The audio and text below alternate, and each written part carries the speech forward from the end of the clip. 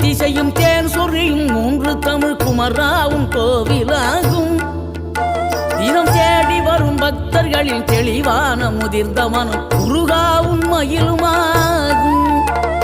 வேடனூறு கொண்டு பெருவேங்கை மரமாகி நின்ற வென்றீர் அணிந்த முருகன், நீ வாடுகின்ற உள்ளமதில் வற்றாது அருள் சேர்க்கும் வானோர்கள் போற்றும் தலைவன்.